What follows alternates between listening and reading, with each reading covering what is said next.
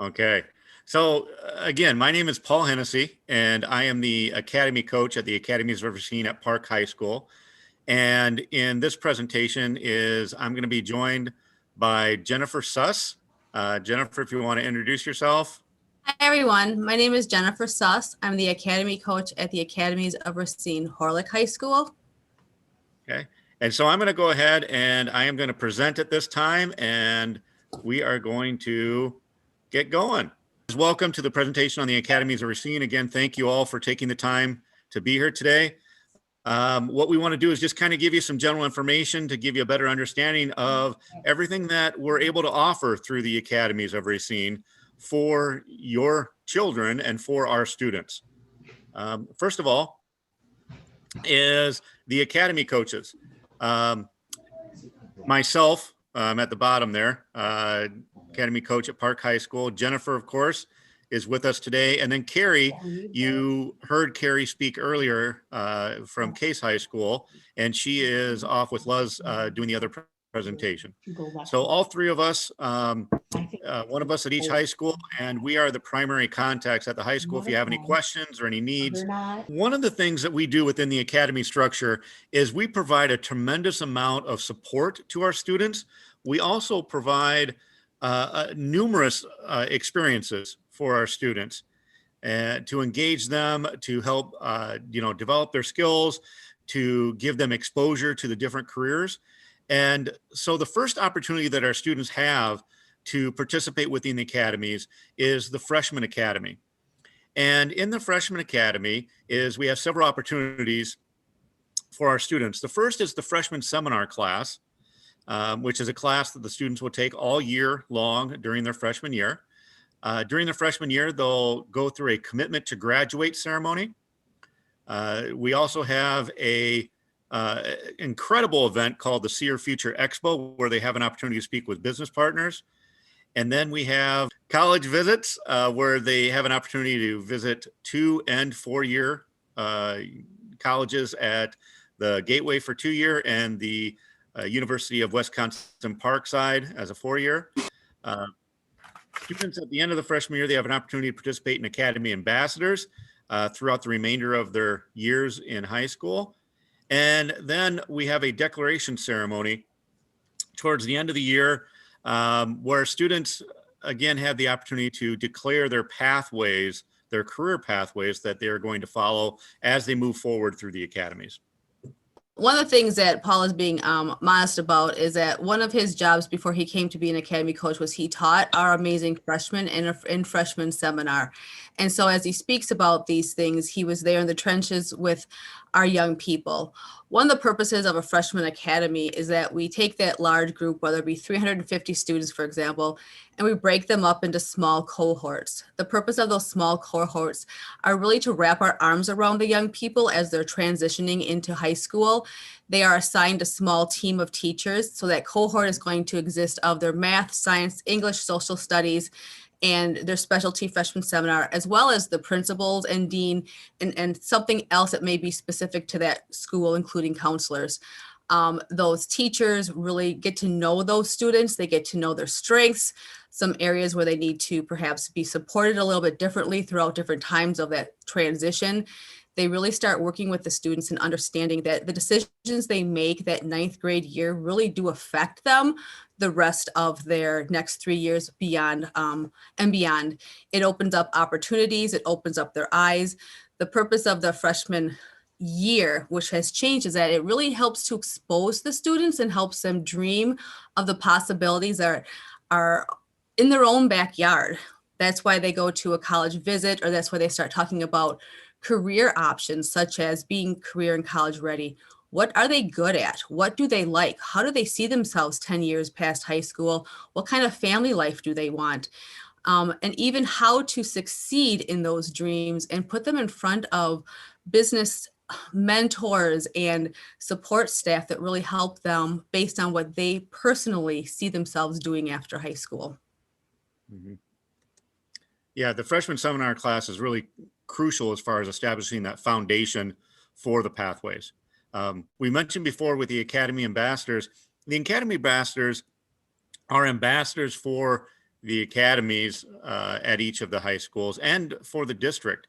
And the ambassadors is a leadership program. And at the end of their freshman year, the students have the opportunity to participate in the ambassadors, and that will continue through their sophomore through senior year if they choose to continue to participate. And they're given the opportunity to not only be advocates at the school, they provide tours when we have guests come in or when we have families that want to tour the buildings. They will go and visit the freshman classes and other classes and talk towards the academies. They will speak at different events and help plan and participate some of the academy events that we have throughout the year. And they also have the opportunity to participate in community events and speak at different community events and be advocates for the academies of Racine as a whole. And so it's a great leadership opportunity for our students to participate in this. See Your Future Expo. This is an event that occurs fairly early in their freshman year.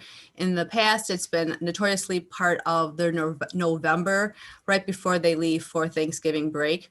The purpose of See Your Future Expo is that we bring in area, so Racine County area partners, and we ask them to display different jobs inside that area. So for example, you may have Case New Holland available. However, what they're going to do is they may bring somebody from HR, somebody from accounting, and somebody from marketing. As the students go through and start talking to those business professionals inside the field, they've prepared for this exposure for a month and a half before they visit. They're taught how to ask questions, how to look people in the eye, how to carry on a conversation, how to go back and forth, and how to leave a conversation gracefully, how to ask specific questions about what do you like about your job? What would you like me to know? What do you wish you would have told your young self when you were in high school? And they're told to make those contacts, those first adult contacts, where they perhaps will see these people throughout their career in high school. The purpose of it is really for exposure. They may walk away with something they've never thought about doing as a career, and they may think they wanted to do something, and then they were able to talk to someone and find out, maybe I need to look someplace else. So See Your Future Expo is truly that first partnership with RUSD and the area communities. We could not do this without the business partners who truly step up and they make their booths exciting and visible, and they are taught to go out towards the students and really pull those students in and really interact. Oh, Commitment to Graduate is a really neat ceremony that we do with our students where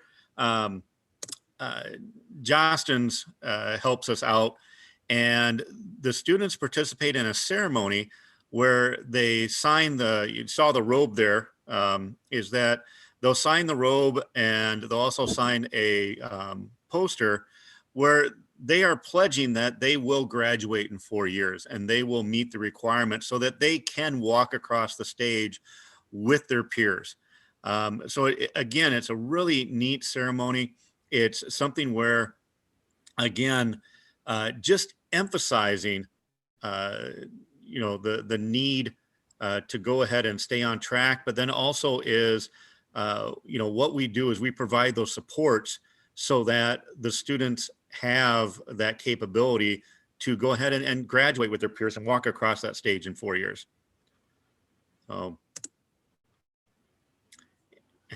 and in order to do that, the district has created a Success Ready document. And this is really a neat guide that we use to help educate our students and families as far as benchmarks of what they can look at in order for them to be able to walk across that stage.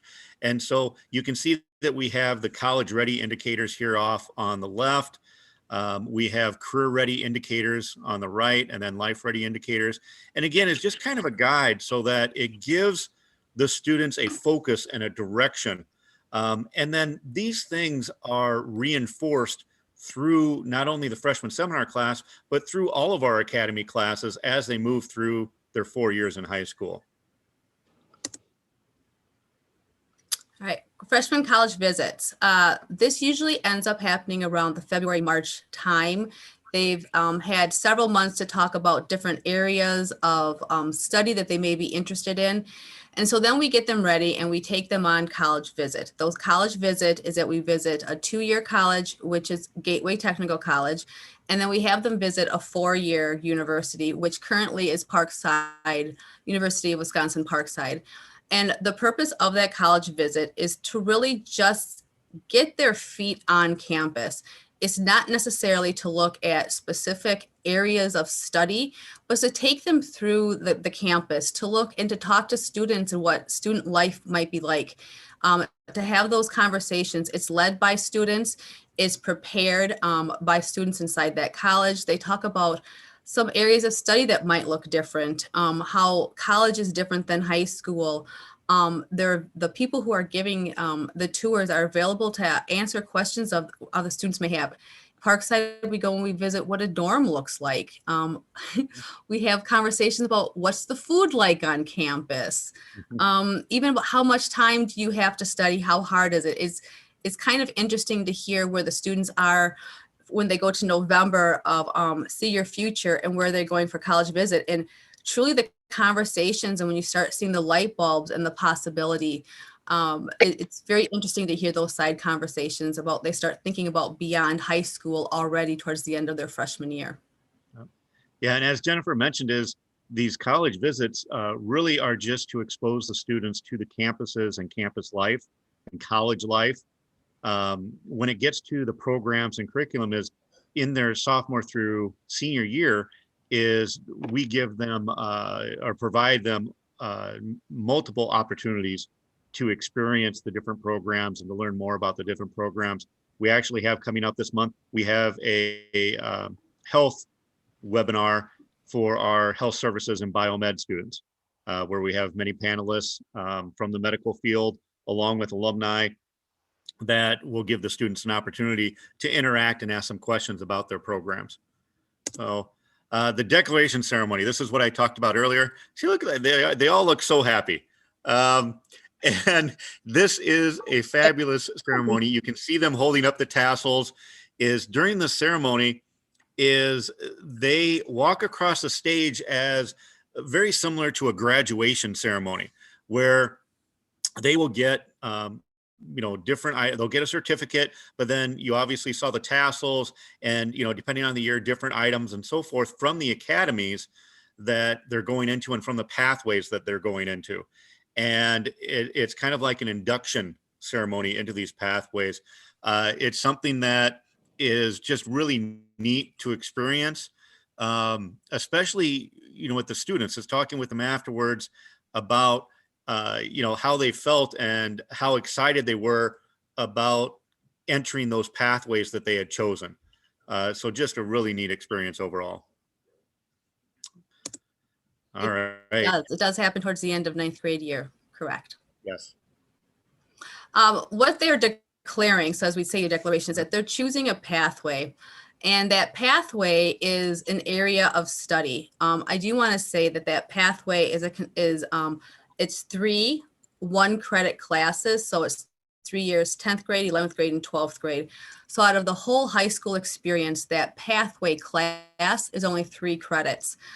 They still continue on with their math, science, English, social studies, arts, extra science, anything curricular, the foreign language, all of that. In fact, they have even more time to pursue those areas. And I think Paul's going to talk a little bit about that as well.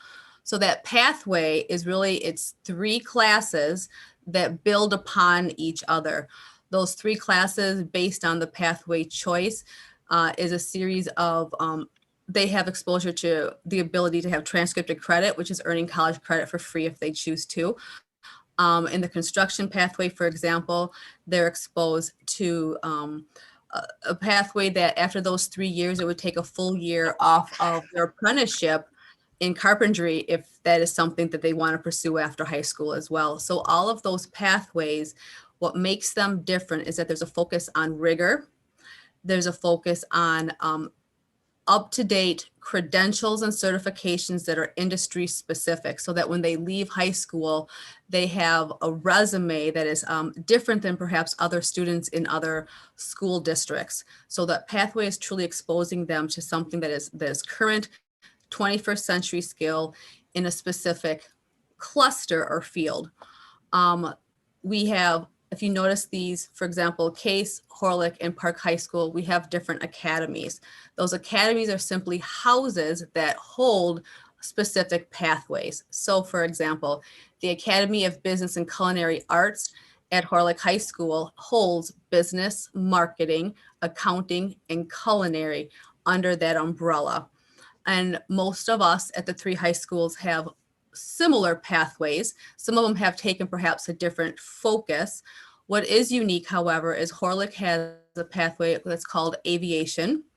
Park has automotive, and we also have the JROTC that's specific to Park as well. Students choose that pathway their freshman year. They can, for example, if you're at Horlick High School and that student wants to take automotive, they can choose automotive at Park High School. They would then just need to find their own transportation so far, which is something that we continue to work on as well. They can switch their pathway if they choose to. We ask that they wait till the end of their sophomore year, and they can switch their pathway one time. Mhm. And that's important because with the sequence of classes, it's important that they go through at least 2 years sequentially of classes to really get the impact of the pathway within the curriculum. Oh. So you saw the pathways on the previous screen, and you might have, noticed maybe, well, wait, why isn't there a certain pathway, or why do we have these pathways? And it was done by research. What we looked at was where the greatest needs were within the community, within the Racine County. And then also is we looked at several other criteria, including sustainable wage. And so there was a set of criteria to identify those pathways that would be most influential in our community. And so there was thought process to it. As a matter of fact, we have within the district, we have a master plan 2.0, that we look at every 3 years, we revise. And in there is pieces where we are looking at revising some of our pathways. We're looking at possibly adding some additional certifications or ways to focus on alternative classes as well. So what I'm saying is that it's not something that is, ever just done. We are always growing. We are always changing. We are always revising because our community is. And so we have to make sure that we hold pace with what is happening within our community. So we're always looking at ways to improve and ways to engage our students and provide them with the best education and best opportunities that we possibly can. So, and it's just important to understand. This again is just another chart to kind of show, where that lies. If you look at, manufacturing up there, as far as the needs that they're going to have, they have a very elderly population, or Retirement age. experienced population, and they do have needs that they're going to need to be met with our students. And so when you look at those, again, is that was what went into that decision-making process. And this wasn't some that you just had a couple of people sit down and do it. This was years of looking at research and working with our business partners in our community, and really figuring out where we can make the greatest impact with our students. So So all three schools have an engineering focus. yes. Yep. So again, is selecting the pathways, just looking at the opportunities that we can provide the students, looking at potential as they graduate. You notice that we mentioned when we went back to the Success Ready document is, college ready and career ready. We want them to be able to walk out of our high school doors with the greatest opportunities that they can possibly have, whether it's going on to a university, a 2-year technical college, or stepping into the workforce. And so that's again, is the focus as we look at the different pathways and the academies, the curriculum, and extra experiences that we do provide. So, The three high schools, so the Academies of Case, the Academies of Horlick, and the Academies of Park, we are what's considered wall-to-wall academies. What that means is that every single student is part of an academy. The difference would be then, perhaps you've heard of some schools that they may be called, for example, pocket academies, where some students may opt into an academy or a career focus, but other students may take another area. So all three schools, again, called wall-to-wall academies, our students are part of that academy. And one of the benefits of that academy is, yes, they're exploring a career cluster. So for example, in health sciences, it's not that we're creating nursing assistants. It's they focus on the health cluster and the careers in that area, including the current careers after high school and how they may go on and build upon that experience, whether they choose to go on through school for lifelong in those career areas. The students, when it comes to equity, they receive the same sorts of experiences. The pathway classes are going to, as I said, have rigor. They're going to have relevance. They're going to have a team of teachers who wrap around them in an interest area at least 50% of their academic time at that school.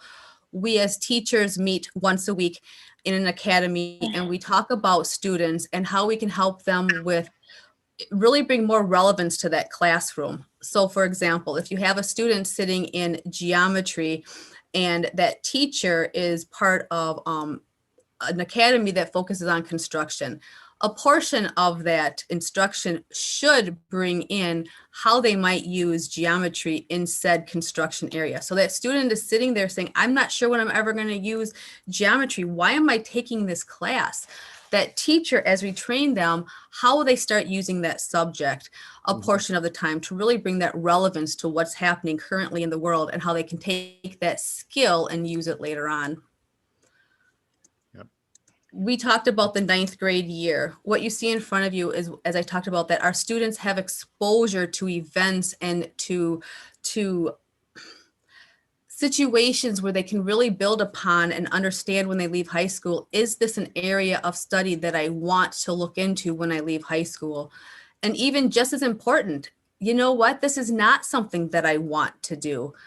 We have young people all the time who swear they're going to be, for example, engineers, and they start getting into it, their 10th or 11th grade, and they think, well, maybe this isn't what I want to be, or maybe there's a whole nother area of engineering that I didn't even know I was aware of. So I think I want to focus on perhaps biomedical engineering, which is health and engineering.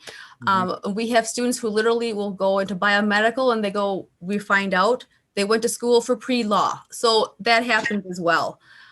What's interesting though is that 10th grade year, we start to expose them to what's called site visits.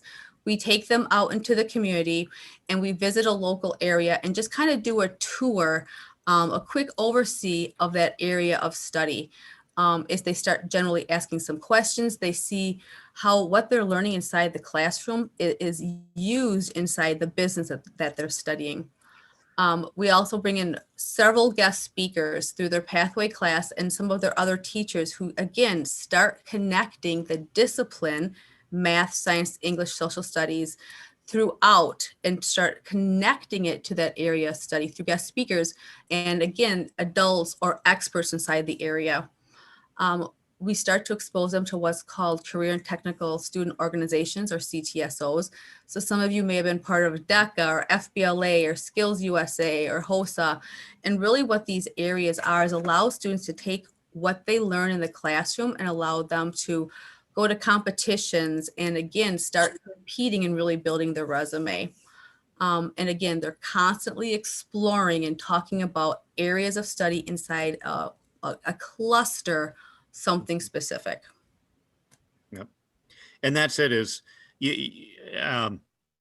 not to read the charts, but other opportunities they have is every single one of our pathways has dual credits associated with it, whether it's through Project Lead the Way or directly with Gateway. And so all of our students in our pathways do receive college credits as they're going through their pathways.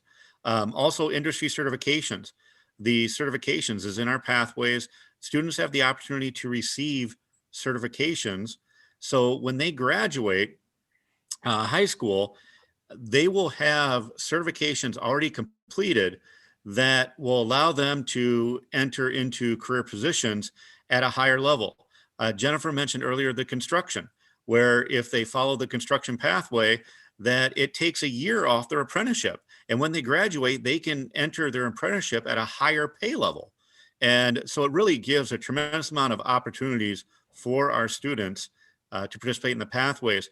Something else with the pathways is when we talked about the wall-to-wall academies, is every single student does participate in a pathway. And so some of the questions that we have gotten is, well, what if they're, not interested, or does it interfere with them taking other classes since they have to take pathway classes? When we switched to the Academy system, is we switched to a block schedule, which actually gave us an extra class every year. And so the answer is no. The students now have even more opportunities to take additional classes to get more experience. We actually have several students that are doing multiple pathways. I had a student that graduated last year who was a biomed student, but also in engineering, and was very interested in being a clinical engineer, and that is working on medical equipment. And, I don't know too many other places where she would have been able to have that opportunity, to explore that field in high school. And so it's just a tremendous amount of opportunity. And that's where the real experience comes in, is having those work-based experiences. The classes, again, provide a strong support for our students, but you can see from the number of extra experiences that we provide our students throughout those 4 years that it really exposes them to many career opportunities, so that they have a much greater understanding throughout the high school and then beyond as they move on about the careers that they're interested in. So, PBL. Yeah. So project-based learning, Paul and I have both spoken a little bit about how that the classes, those other disciplines, what we took traditionally, algebra, Shakespeare and English and such, it's not that students are not taking those subjects, that sort of focus is still there. However, we ask and we train our teachers to start attaching it to something that is student-led, which is called project-based learning. Project-based learning is a way of teaching. And again, if you're familiar with it, or you've had exposure to it, that's amazing, because we are constantly updating our skills as teachers and understanding how to bring project-based learning and making it relevant and truly is student focused. So really what it is that there's a set of standards that those teachers are still teaching, but you're doing it in a way where it's tangible. It's leaving with a product of some type that is currently relevant. So for example, instead of reading about different products and marketing and how they do research and design, you may ask students specific standards and they come up with that product. And perhaps you start bringing in business people to give feedback on their product as they give a presentation. And so that project-based learning is really something tangible. And we look for information from our partners in letting us know, how might we mimic what would be done in the real business world? How can we bring that to the classroom? Most of us are aware that in the workplace, we aren't necessarily given worksheets to prove to our employer that we know what we're doing. We're asked to do tasks or projects or come up with something. And so we're always looking for areas to bring that relevance to our classroom. I would say during this presentation, Paul and I are using our communication skills. We're using our eye contact. We had to put this PowerPoint together. One of us took an art class and put the blue scribbles in here. So we brought that into this presentation. And so even, and how to have a dialogue, that's a project-based learning, for example, bringing it to life. Yep. And the neat thing is the project-based learning does have a direct correlation to the business world, to the careers that, we're exposing the students to. And for those of you with middle school students, is your student might have had an opportunity at some of the middle schools to participate in the CDS program that Rotary hosts, which is, very similar, where the students are introduced with a problem. They get to go and visit the business, and then they're given an opportunity to work in a group, teamwork, collaborative environment to solve the problem and present it back to the business. So again, that's the importance of PBL, is that it's an essential life skill right now for our students as they're entering the workforce. So, okay. Well, so I didn't teach middle school. I have not taught middle school.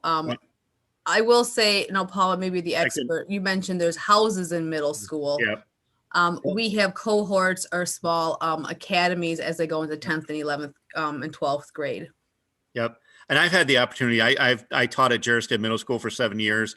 I've been at Park High School for 5, 3 as the freshman seminar teacher, and then 2 as the academy coach here. And and that's the one thing, is that as our students come in, is there are many similarities in the middle schools. Is we have the houses that the students are participating in for their electives. They do have the A and B days, and the 50-minute class as well. When they get to high schools, they still have cohorts, so they still have those teams that they're going to be working within, and all the students will see similar teachers in those teams and those cohorts. And the A and B days, so they're familiar with those schedules. It is a block schedule now in high school, and so it is a little bit different, a little bit longer, but the teachers do a really good job of breaking that up into segments. So it's not them just the students just sitting there for those 90 minutes, that it is broken up into different activities. And we mentioned, as well as in high school, that we provide a tremendous amount of supports for our students to be successful. And one of those is freshman advocates. So for each of the cohorts, there is an adult who is a freshman advocate whose sole job is very similar to a counselor, but it's a strict focus on just helping the students be successful. Whatever they need.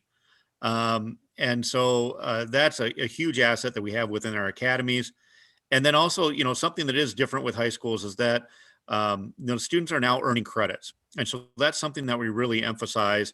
And that's something where that success ready document comes in, and to really help them understand how important getting those credits are, especially when you're talking about classes that are sequential, where you need to have to pass a certain class in order to get into the next level class. And so that's something that, again, those advocates really work with the students as far as helping them understand that as well. And you can see on the screen that we have here, as far as the credits, is there are currently it's 26 credits to graduate. And with our block scheduling, is our students have an opportunity to earn 32 credits. And you can see there, so 6 extra credits, 6 classes that they have, that extra classes that they can take. And so you can see that, outside of the pathway classes, that there's plenty of room for the students to explore other areas and interests that they have. So again, it's just kind of emphasizes the credit requirements that we currently have at the high school level. One of the questions, Paul, was, can they take more? The answer is yes, that they still have several options under electives, and they can focus on what those elective interests are. That 1 credit is for graduation, is what Paul was mentioning. And then the other question is, what happens to their support systems after freshman year? A really good question. Yes. What are the safety nets when students are falling behind before they're failing? Well, I can. Please do. I was going to say, there's not a quick answer. There's not one answer to all of that. We actually have, we mentioned our academy teams. And so with the academies at each school, there's 3 academy teams. And those academy teams are from sophomore to senior year. And so if a student decides to go into the business pathway, they're going to be associated with an academy team that's going to have, several pathways. That academy team, as Jen mentioned before, is they meet once a week. And as part of their meeting, they have a very intense focus on student interventions. And so at least every month, if not multiple times a month, they are identifying those students that are currently in need of support. And we have advisories that are specifically set up for students that need additional support. And so within the academies from sophomore through senior year is um, those students are identified, and then the teachers, the counselors, the administrators reach out to those students, and they work very hard to make sure that those students have the support and the skills and the tools that they need in order to be successful. So there's a very big emphasis on that, and that is actually part of the academy system. That is part of the plan within the academy system. We have a national standards of practice for academies, and the interventions are a part of that.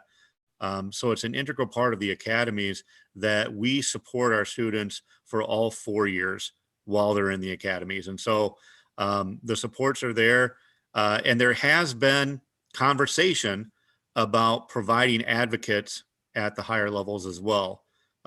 It's, just comes down to, taking a look at what we have available. This is an example here of just the health services pathway, the course sequence. And the interesting thing here is that the health services pathway is one that they're currently looking at as providing more opportunities for our students. And so there may be more opportunities here as far as classes within the next year or two as we look at providing those opportunities for the students. And like I said, we're always looking at ways that we can improve and provide the best opportunity for our students. But otherwise, this kind of gives a sequence of the three classes within the health pathway. So this is what's called an advisory council, and I'm going to stay real high level only because as parents, I feel like sometimes we want to know more about our kids in the classroom as opposed to this. But we're showing you this because this truly shows this partnership that what's happening inside the school is not just the teachers. The world has changed from what we've learned and what we grew up with. So the academies truly are a partnership of the school, the teachers, and industry partners in the Racine County area.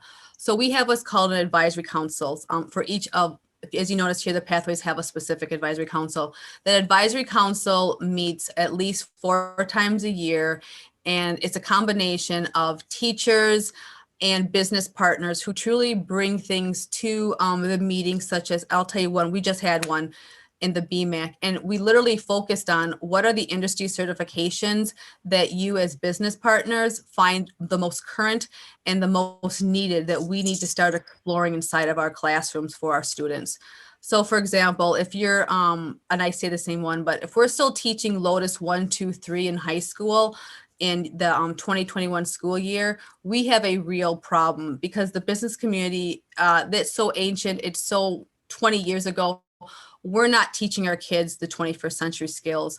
So truly, when I say our academies want to bring the most relevant so that when they leave, they are employable or they have that leg up if they choose to go on to school, it's because it's through a partnership with our local area business partners who are saying, I would hire these students if they had X, Y, Z and had exposure to these things. So it really is a partnership. And this is how it happens through the advisory council.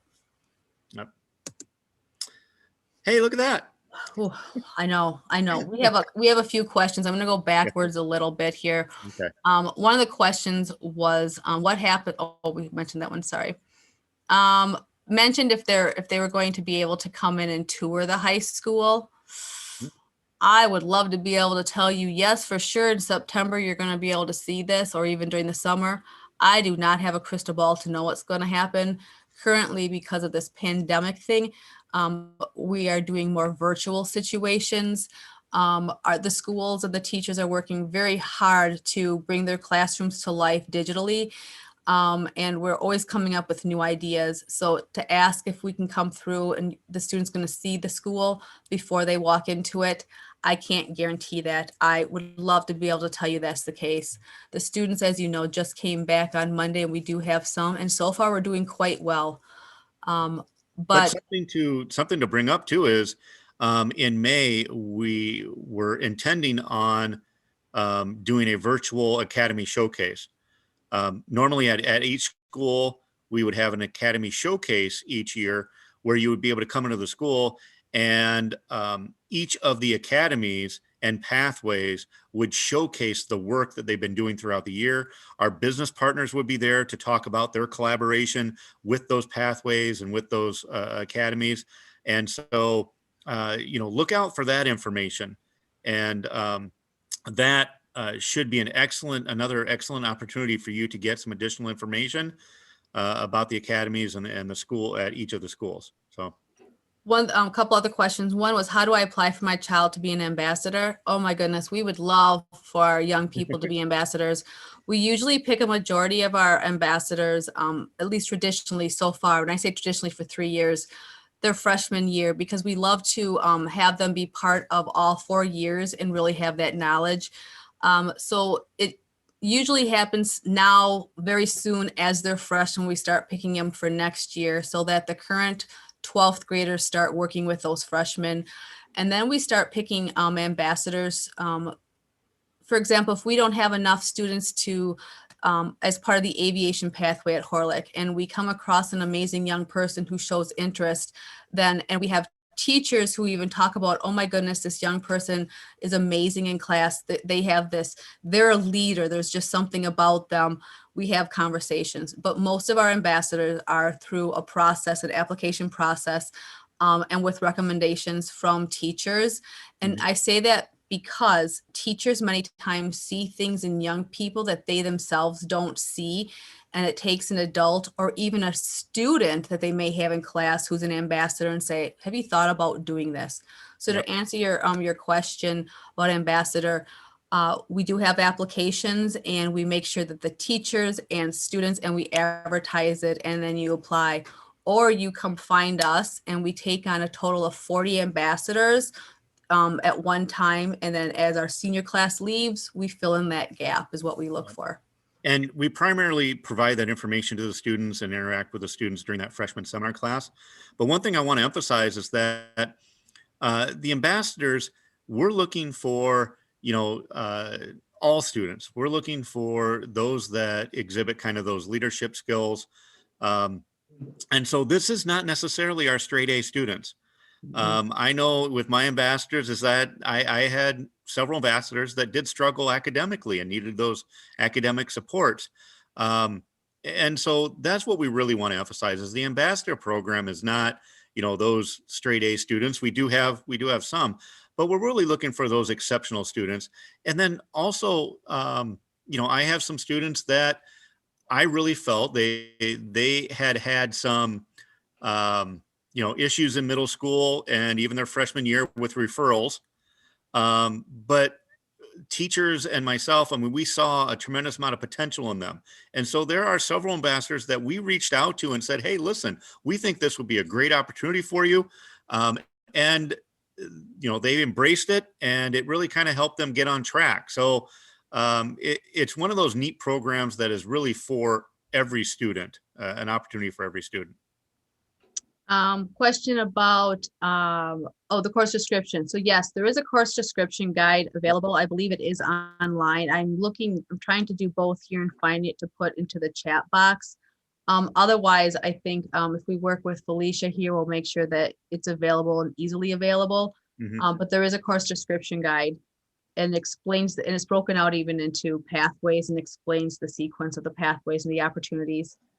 8th graders, I believe it's the end of March is when they start, when the 8th grade counselors and the current high school counselors start going into the middle schools and start having those conversations about picking classes for their freshman year. I believe it's happened towards the end of March, before spring break. I think I see anything else here. The question was, what about Project Lead the Way? Yep. Our engineering is Project Lead the Way, a series of 3 classes. And actually, there's even a 4th one available if they choose to. Our biomedical pathway has a series of 3 within the pathway, but they have the ability to take 4. We do have our computer Project Lead the Way is offered in the schools. However, in only one school is it considered their pathway class. And then we offer other computers specific into each of the other 2 schools as well. So we do project lead the way throughout high school. Mm-hmm. All right. Any others or? I have, oh yes, all three schools have engineering, that is correct. Mhm. Question about our business and certifications in business and finance, computer science, and information technology. So each of the three high schools, when we talk pathway, the pathway class, the pathway focus looks a little bit different at each of the three high schools for computer science or IT. And I say that they're not interchangeable. However, there's a focus on them specifically. And we can make sure if you have questions about that, we can make sure what that looks like at each of the three schools. And you can even read about those classes. The certifications depends on the area. So for example, Project Lead the Way, when it comes to certification, it's more of the college credit available. If those who are not familiar with Project Lead the Way, it's a very rigorous and relevant course, and I keep saying that, but it's in conjunction with several universities throughout the United States. So for example, as those students take the class, at the end of that class, there's a test given by Project Lead the Way. As a Project Lead the Way instructor, we ourselves do not see that test. We don't administer that test. That test is scored.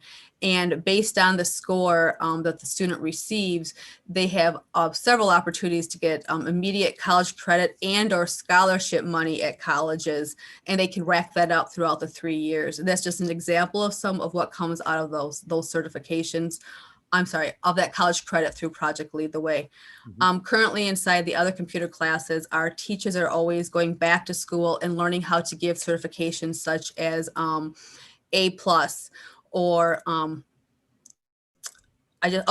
beginning course of Cisco, the first level of Cisco, and that's off the top of my head. And for some reason, I'm stumbling to think about something else, but I'll get back to you, Christine, when you ask that. Jennifer? Yes. I'll take the IB one. Somebody asked about an IB question. Perfect. The IB question, if your student is looking to become the diploma program with the IB program, it fits perfectly with the Academies programming. That's what the diploma or the career diploma is all about, is focusing on careers. So it works beautifully. No conflicts whatsoever. If you're looking to be a full diploma student, you might have a conflict junior year.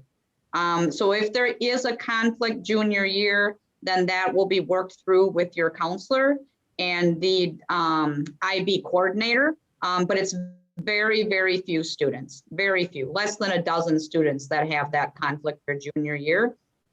So things have been working out pretty well. I have one quick question. Somebody asked the difference between IB and AP. I can speak to AP. Terry, if you want to jump in for IB, but AP is what's called advanced placement. And what it is that when a student participates in a class, that class focuses on several questions. Again, it's very rigorous, several questions, so that when they take a test, what's called AP testing, it happens in May. Those students literally, it's taking, remember those college courses we took? It tests that knowledge in an area in one test. And if they get a 5 or a 4 or 3, I believe it's 5 and a 4, they can get advanced placement. The testing numbers depends on what the college will accept. And then that college may or may not see it as you've already taken that class. You're good to go. It's one less class they have to take in when they go to college. IB looks different. I'm not an expert on IB. Thank you. As a former IB teacher. So IB has more of an international focus as well. That's how it originated. And it also, beyond just the rigor of the courses, it's focused on what's called the IB learner profile. So it teaches students to be inquirers, knowledgeable, compassionate. There's a couple different IB programs. One of them is very much aligned with the Academies, called the career program, where it does require students to take career pathway type courses. And then the full diploma program, it's more than just taking the classes. They have to do some service learning projects. They must take a foreign language for a couple of years. So they have to take what's called a theory of knowledge course. So it's just taking a lot of those things that AP does, but it's just a slightly different style of learning with the international focus and really focusing on the full student. One of the questions was, do the high schools offer shadowing opportunities? In a traditional normal world, yes. Currently, that's not being looked at in the traditional sense. It doesn't mean that maybe we need to find another way to do it in the technical world. In a normal non-pandemic world, we as high schools offer several opportunities for tours. We have specific dates, and then even through calling, we can set up tours. Those have not started up again. In fact, our schools are not taking on any visitors. However, you guys, maybe, I'm thinking Paul and Carrie, maybe we need to think about how the shadowing might look different. Maybe we can have people join classes or something. So you know what, every time we get a question like that, we come up with new ideas. So stay tuned, Rebecca. Let's see what we can do with that and what that might look like. Sheila, I think if I'm understanding correctly, to talk a little bit about the online classes compared to in-person. If I'm understanding, so please correct me if I'm not interpreting it the way that it's intended. But we do offer a lot of online classes in high school.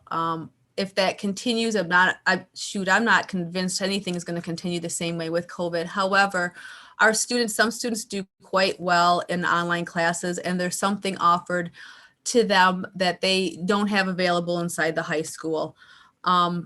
They may want to take that gym class, for example, I see you mentioned, or a health class, because they want to get it out of the way because they want to take more foreign language in person, or they want to be maybe in band or orchestra, which is very hard to do online. We do offer those classes, and there have been a million examples of students incorporating both into their world. Or they may want to take several online classes, maybe their junior year, because they want to leave a lot of room their senior year, because they may want to be part of what's called a youth apprenticeship, where they're allowed to leave school and go do on-the-job training and get paid for it and add to their experience. So that conversation happens with your counselors and through the academy teachers of several different ways to lead that 11th and 12th grade year. Can look different for everybody. What is an ambassador? So the ambassador, it's a group of students, and so when you see them out in the community, or when you see them in presentations before we went virtual, they had these amazing blazers on, and the young people put on, the males put on, and actually I should say some of our young ladies wore ties, but they were very dapper, and they became experts of a student voice. So they were those students who were trained and are trained to become the leaders inside the school. And they go into the classrooms, talk to students, for example, about what the academies are like. Like, we ask them, a lot of them, in terms of really giving their voice and telling us what's happening, what they think. The purpose of the academies, and if it hasn't been pointed out before, it really is about giving the education back to students. We're asking students to participate in their future. And in doing so, we want to give them several opportunities to be leaders and to really guide the education and their experiences. And so therefore, we are asking for their input. The ambassadors are trained to start as peers to come up alongside students and truly start leading some of those conversations. They go out in the community.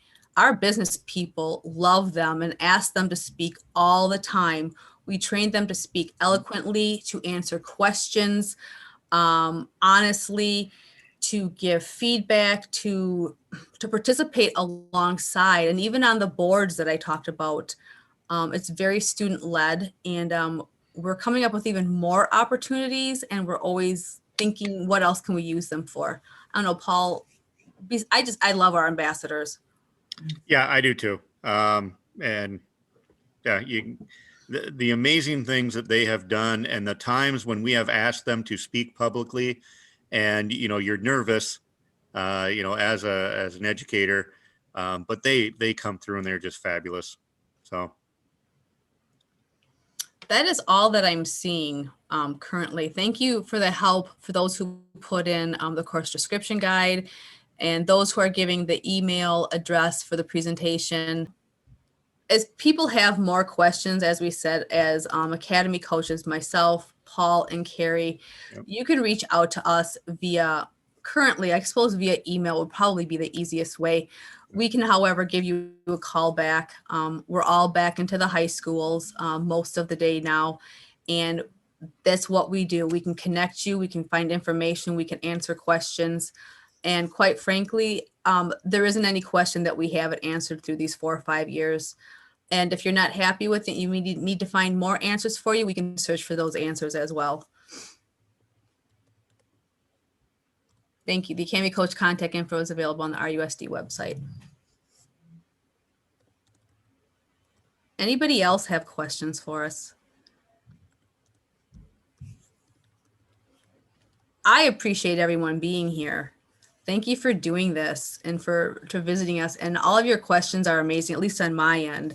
Everything that I read, really good questions. That's what I was going to say is that the questions, we've done presentations before, but the questions that we've had today, very insightful. So I feel that this was one of our best presentations and groups that we've had. So thank you so much for a really great experience, hopefully on your end, but definitely on our end. We can't wait to see your young people in person. Yes.